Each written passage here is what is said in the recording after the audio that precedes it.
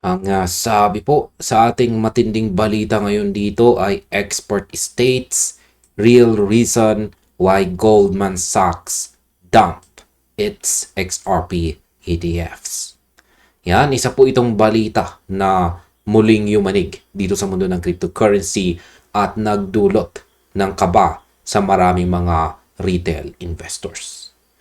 Kaya, ayan, ang balitang ito ay tungkol po sa dambuhalang investment ng Goldman Sachs dito.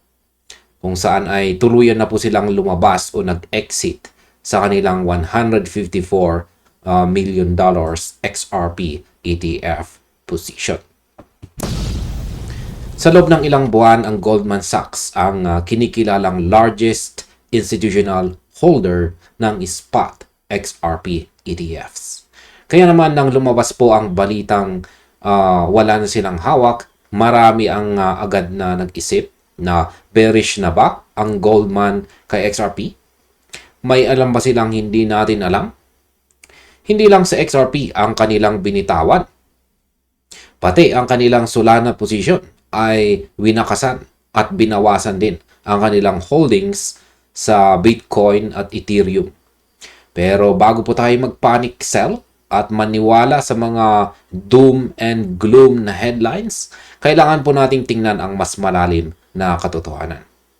Sapagkat ayon po sa balita natin dito, ayan, at ayon na rin sa co-founder ng ECA na si Dom Kwok, ang galaw na ito ay hindi po tungkol sa kawalan ng tiwala kay XRP. Ito daw ay tungkol sa isang bagay na tinatawag na routine operations.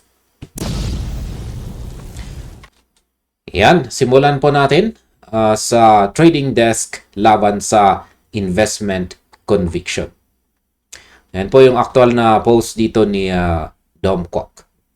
Upang maintindihan po natin kung bakit ito ginawa ng Goldman Sachs, ay kailangan po natin munang maunawaan kung paano po gumagana ang isang higanteng bangko. Ang Goldman Sachs ay hindi gaya ng isang typical na investor na bumibili ng asset dahil bullish sila rito o gusto pong mag-hodl. Ang kanilang crypto holdings ay umiiral po para suportahan ang tinatawag na client-facing operations. Ayan po. Ano nga ba ang ibig sabihin nito? Isipin po ninyo mga ka-crypto, ang isang trading desk. Ang Goldman Sachs ay nagsisilbing market maker o prime broker. Ibig sabihin, kapag ang kanilang dambuhalang kliyente, yan po ay binubuo ng mga pension funds, hedge funds o ultra-high network individuals, ay gustong bumili o magbenta ng mga XRP ETF, kailangang may hawak na stock o assets ang Goldman para i-facilitate ang transaksyong ito. Sila po ang middleman. Yan, middleman. Ang posisyong $154 million na nakita natin nitong nakaraang quarter ay hindi po investment ng Goldman Sachs para sa sarili nilang bulsa. Hawak nila yun dahil kailangan po ng kanilang kliyente ang liquidity sa oras na yon. Sa aking opinion ay dito tayo madalas magkamali bilang mga retail investors. Tinitingnan po natin ang 13F filings o ang mga reports ng mga bangko at iniisip natin na bawat galaw nila ay refleksyon ng kanilang opinion sa asset. Pero ang totoo, ang mga bangkong gaya po ng Goldman Sachs ay parang isang supermarket. Kung maraming gustong bumili ng gatas, mag-stock sila ng maraming gatas. Kung biglang bumaba naman ang demand sa gatas, babawasan nila ang kanilang inventory. Hindi ibig sabihin na naniniwala ang supermarket na masama na ang gatas. Sinusunod lang nila ang gusto ng kanilang mga consumer. Ngayon sa kaso po na XRP, ang pag-exit po nila dito sa $154 million. Ayan. Ang pag-exit po nila sa $154 million na position ay nangangahulugan lamang na ang demand mula sa kanilang mga kliyente para sa XRP ETF creation at saka redemption ay nagbago. Marahil ang kanilang mga kliyente ay nag-rebalance ng kanilang mga sariling portfolios at bilang broker ay kailangang sumunod ng Goldman Sachs. Ang pagbawas o pag-exit sa position ay isa po itong operational adjustment. Hindi isang signal na wala ng kwento itong sa XRP. Kaya kailangan po nating matutunang i-filter ang emosyon mula sa makina ng market. Ayan. Ngayon ay pag-usapan naman po natin ang paliwanag dito ni Dom Kwok at ang $1,000 na XRP target. Yan po ang kanyang aktual na post dito. Itong si Dom Kwok, siya po ulit ang co-founder ng ECA, ay isa po sa mga eksperto na agad na nagbigay ng linaw sa isyong ito. Nilinaw niya na ang mga posisyon ng Goldman Sachs ay hindi investments sa tradisyonal na kahulugan. Yan. Ito ay mga mekanismo lamang para patakbuhin ang kanilang trading desk. Sa madaling salita, ang bangko ay nagsisilbi lamang bilang vault o facilitator para sa kanilang mga institutional clients. Ang mas nakakaintriga po rito ay ang katotohanang si Dom Kwok dito. Yan, mismo ay isa po sa mga pinaka-bullish na tao pagdating kay XRP. Siya ay publikong nagpahayag na naniniwala siyang sa XRP ay maaring umabot sa $1,000 sa taong 2030. Ayan. Highlight lamang natin. Ayan. Naniniwala siya na aabot daw sa presyong $1,000 pagsapit ng taong 2030. Sa kabila ng balitang ito tungkol po sa Goldman Sachs, hindi nagbago ang kanyang pananaw. Ayon po sa kanya, ang roadmap ng XRP ay hindi nakadepende sa kung ilang shares ng ETF ang hawak ng isang trading desk sa loob ng isang quarter. Ngayon, sa aking opinyon ay napakahalaga po ng punto rito ni Dom Kwok.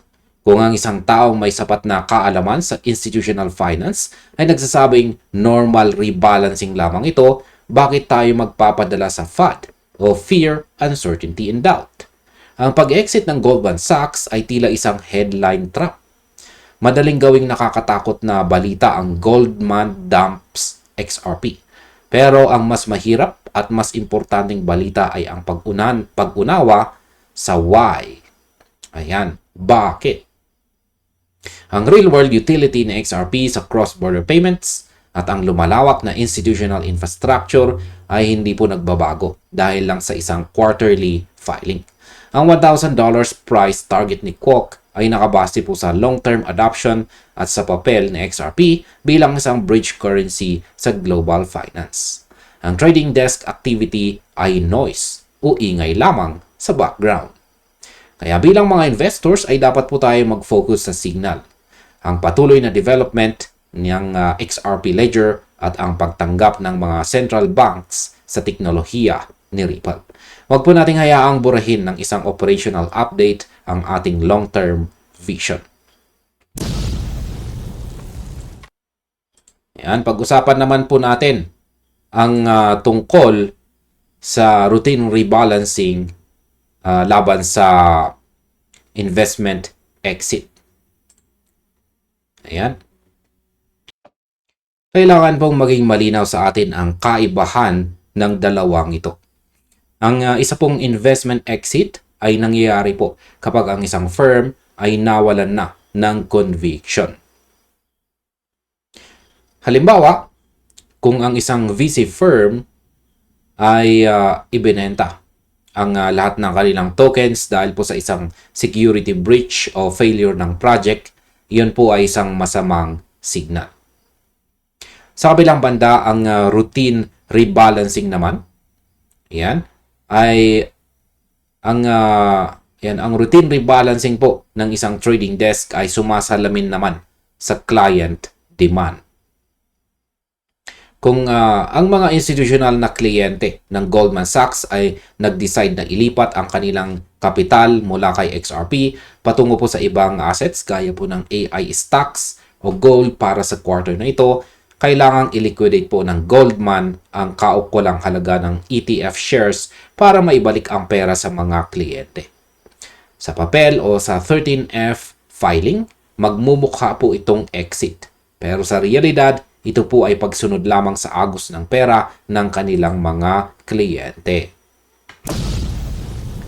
Sa aking opinion, ang pagkalito po rito ng mga retail investors ang siyang nagdudulot ng volatility. Marami pong traders ang nakatingin sa mga filings na ito bilang cheat sheet sa kung ano ang dapat gawin. Kapag nakita po nilang nagbenta ang Goldman, magbebenta rin sila. Ito ang tinatawag na herd mentality. Pero ang hindi po nila alam, ang Goldman ay hindi nagbebenta dahil ayaw na nila kay XRP. Nagbebenta po sila dahil service provider sila. Kung titingnan po natin ang kabuuan ng crypto market, ang spot ETFs ay patuloy po na nagdo-dominate. Ang infrastructure para kay XRP ay mas matibay na ngayon kaysa noong nakaraang mga taon. Isipin po natin mga ka-crypto, noong mga nakalipas na taong 2024 at 2025, pangarap lang natin ang magkaroon ng XRP ETF. Ngayong taong 2026 na, at ang problema na natin ay ang problema na po natin ay ang rebalancing ng mga bangko. Ibig sabihin, nasa loob na tayo ng institutional era. Ang pagkakaroon ng ganitong uri po ng galaw mula sa Goldman Sachs ay patunay na mature na ang market ng XRP. Hindi na ito isang speculative token lamang. Isa na po itong seryosong financial instrument na pinaglalaruan ng mga algorithms at saka trading desk. Kaya ang masasabi ko po ay huwag basahin ang data ng walang filter. Intindihin po natin ang papel ng bawat player sa market. Pag-usapan naman po natin kung ano po ang dapat nating i-expect o asahan dito kay XRP ngayon pong taong 2026. Sa kabila ng pagbawas ng exposure ng Goldman Sachs, hindi po nagbabago ang fundamental case para kay XRP. Gaya po ng sabi sa balitang ito, ang bangko ay hindi kailanman naging holder. Ayan. Highlight lang natin. Hindi kailanman naging holder dahil po sa paniniwala sa asset. Naging holder sila dahil kailangan ito ng kanilang mga kliyente. Sa oras na bumalik ang mataas na demand mula sa mga institutional na kliyente, makikita po natin na muling bibili ang Goldman Sachs ng dambuhalang position para muling i-fill ang kanilang inventory. Ang XRP market ay nananatiling napaka-active. Ang mga spot ETF mula sa ibang issuers gaya po ng Bitwise, Franklin Templeton at saka Grayscale ay patuloy na nakakakuha ng inflows. Ang development sa paligid po ng asset ay hindi tumitigil. Ang mahalaga rito ay ang consistently applying the filter. Kapag nabasa po ninyo ang susunod na 13F filing, itanong po ninyo, ito ba ay sariling pera ng bangko o pera ito ng kanilang mga kliyente? Yan, sa aking pananaw naman, para po sa nalalabi pang bahagi ng taong ito, 2026, yan ay nananatili pong bullish. Ang institutional infrastructure ay hindi po ito itinayo para lang sa isang quarter. Ang mga trading desk na gaya po ng Goldman Sachs ay mga liquidity providers. Habang mas marami pong bansa ang nag-a-adapt ng XRP para sa kanilang cross-border settlements at habang lumalapit po tayo sa taong 2030, yan, target ni Dom Kwok ang volatility na dulot ng mga ganitong balita ay magiging maliit na bumps na lang sa ating roadmap. Ang dapat po nating bantayan ay hindi ang inventory ng Goldman Sachs, kundi ang net inflows ng lahat ng mga XRP ETF. Hanggat ang mga tao at institution ay patuloy po na naglalagay ng pera sa mga XRP ETFs, sa kabuuan, ang market ay nasa tamang direksyon. Ang pag-alis ng isang player sa trading desk side ay hindi po nangangahulugan ng pagbagsak sa buong team. Sa katunayan, ang pagiging transparent ng mga filings na ito ay pabor sa atin dahil nakikita natin kung gaano nakalaki ang impluensya ng XRP sa Wall Street. Kaya ang masasabi ko po ay stick to the plan. Kung ang strategy mo ay long-term holding batay po sa utility ng XRP, ang balitang ito ay walang direktang epekto sa ating investment thesis. Yan sa kabuuan. Ang exit po ng Goldman Sachs sa kanilang $154 million XRP ETF position ay hindi po isang hatol ng kamatayan para kay XRP. Ito ay isang paalala na tayo ay nasa isang bagong yugto ng crypto adoption kung saan ang mga galaw ng mga dambuhalang bangko ay madalas na misread o mali po ang interpretasyon ng publiko. Gaya po ng linaw ni Dom Kwok dito, ang mga bangkong ito ay mga tagapaghatid lamang ng serbisyo. Sila ay tumutugon sa agos ng kanilang mga kliyente. Ang paniniwala na si XRP ay maaring umabot sa $1,000 o higit pa ay hindi po nakabase sa kung anong hawak ng Goldman Sachs ngayong buwan, kundi sa kung anong magagawa ng teknolohiya ng Ripple sa susunod na dekada.